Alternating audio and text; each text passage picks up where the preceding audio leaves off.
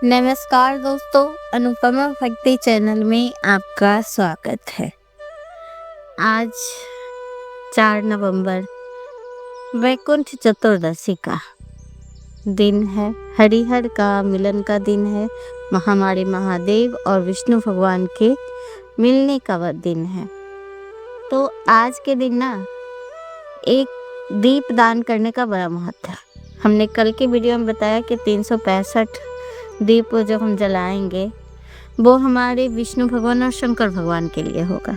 और इसी दिन तुलसी के मांजर भोलेनाथ पे चढ़ती है और विष्णु भगवान पे बेलपत्र चढ़ता है। लेकिन इस दिन 14 दीपक भी जलाए जाते हैं जो मध्य रात्रि को जलाए जाते हैं। मध्य रात्रि यानी 11 बजे से लेके 12:30 बजे के बीच जलाना होगा 14 दीपक। जैसे देव दिया दिन धनतेरस के दिन 13 दिए जलाते ना, उसी तरह यहाँ भी हमें 14 दीपक जलाने हैं वैकुंठ चतुर्दशी के दिन। लेकिन ये मध्य रात्रि को जलाना है। ऐसे तो हम दिए जो भी जलाते हैं वो सुबह और शाम को जलाते हैं, लेकिन पूरे कार्तिक मास आपने ब्रह्म मुहूर्त में दीपक जलाए, शाम को जलाए, कई तरह की होती है दीपदान। पूरे कार्तिक हमें दीपदान करना ही होता है। लेकिन वैकुंठ चतुर्दशी को ना 14 दीपक जलाना होता है और वो सिर्फ मध्य रात्रि को ही जलाया जाता है और सिर्फ एक दिन वैकुंठ चतुर्दशी के दिन ही।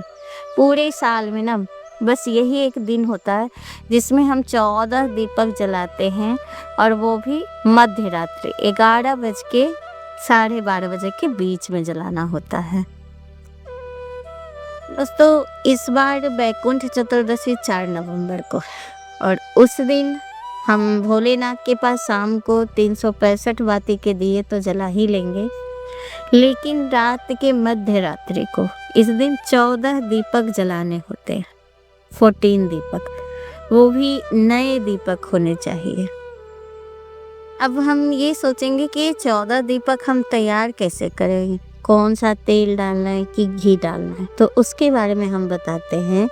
और ये दीपक कहाँ कहाँ जलाएंगे। तो अगर आप 14 दीपक वैकुंठ चतुर्दशी के दिन दान करना चाहते हैं तो ये वीडियो ध्यान से सुनिएगा। मैं ये बताने वाली हूँ, इसमें बहुत ही अद्भुत ज्ञान है ये। देखिए, 14 दीपक ना आप रात में मध्य रात्रि में ही दान करेंगे तभी महत्व है, नहीं तो नहीं। पर इसको तैयार आप सुबह या शाम कभी भी कर लीजिए, पहले से तैयार करके रख लीजिए। तो इसमें करना क्या है, इसमें ना आप नए दीपक यूज कर सकते हैं। अगर आपके घर में नए मिट्टी के दिए हैं तो ठीक है, उसको अच्छे से धो लीजिए। और अगर आपके पास नए दिए नहीं हैं तो आटे से भी आप ना 14 दीपक का निर्माण कर सकते हैं, बना लीजिए घर में। शुद्ध आटा होगा ही घर पे, तो उससे छोटे छोटे दिए आप 14 दिए, लेकिन 14 दिए होना चाहिए, उतने तैयार कर लीजिए। और उसमें लंबी बातें लगाए, क्योंकि हम रात में जो दीपक जलाते हैं ना वो लंबी बातें का। और हम अपने लक्ष्मी को अपने घर बुलाना चाह रहे हैं, तो लक्ष्मी जी हमारे घर आए।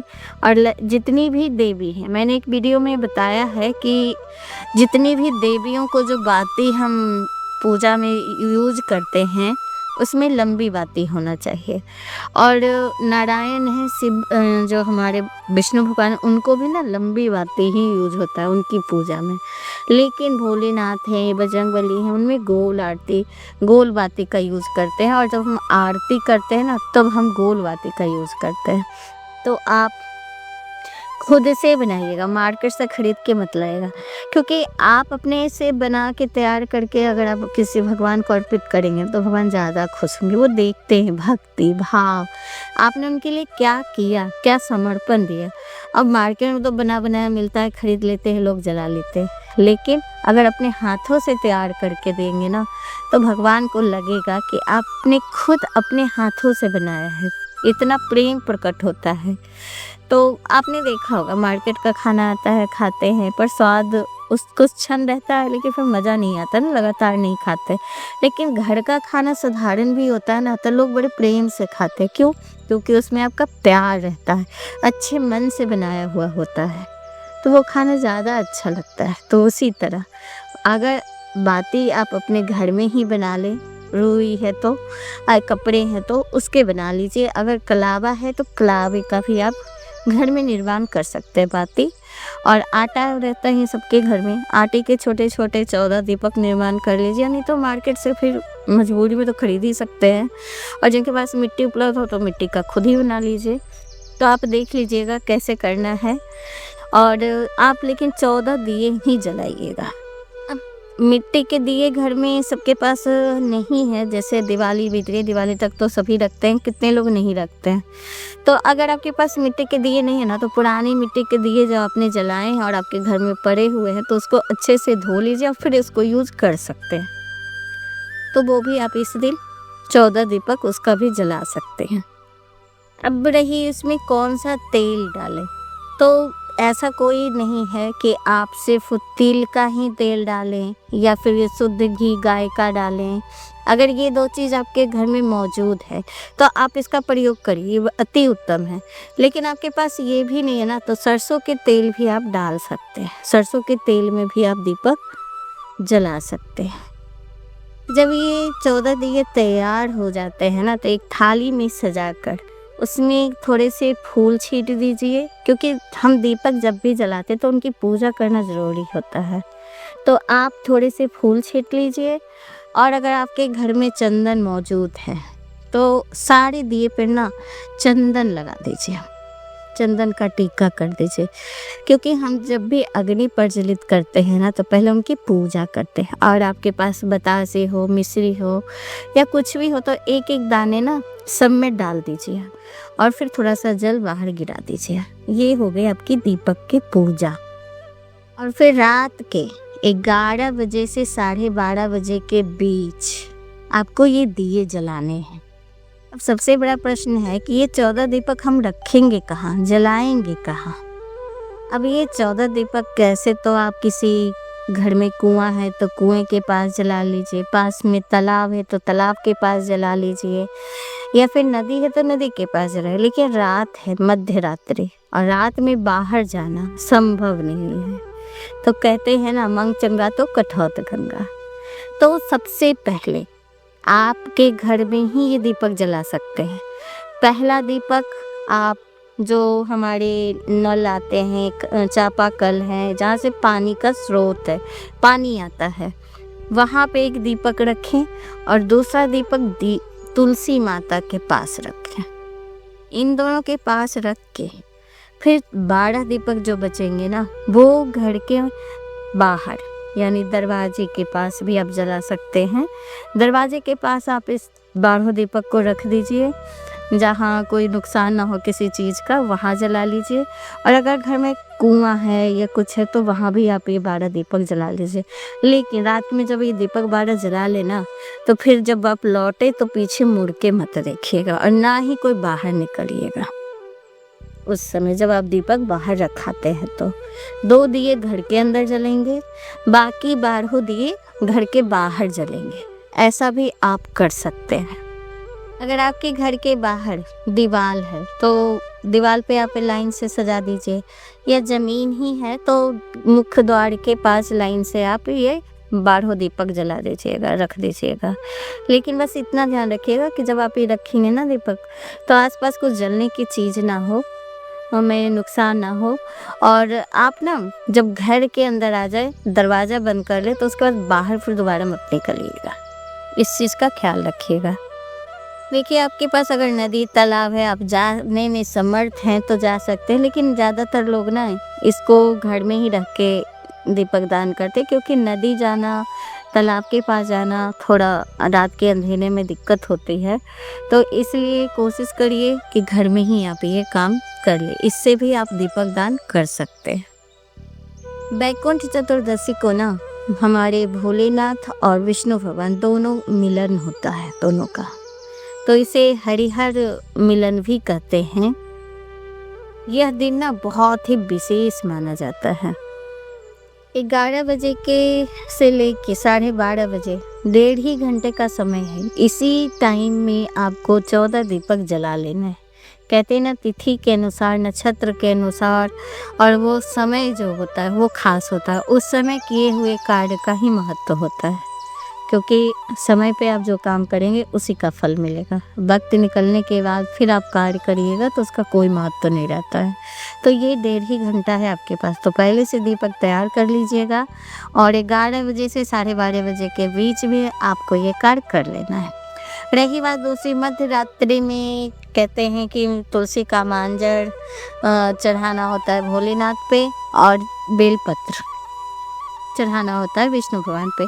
तो इसके लिए आपको मंदिर जाना पड़ेगा, और आप मंदिर नहीं जाना चाहते तो आपके घर में भी हर कोई शिवलिंग रखता है, तो उस शिवलिंग पे भी आप रख सकते हैं। और विष्णु भगवान का फ़ोटो तो हर घर में होता है, फ़ोटो पे आप बेलपत्र चढ़ा सकते हैं। तो वैकुंठ चतुर्दशी के मध्य रात्रि को आप तुलसी वाला पत्ता चढ़ा सकते हैं और बेलपत्र भी, दोनों कार्य आप कर सकते हैं। और नहीं तो सुबह में भी आप ये पूजा कर सकते हैं, सुबह को भी चढ़ा सकते हैं, ऐसा कोई नियम नहीं है।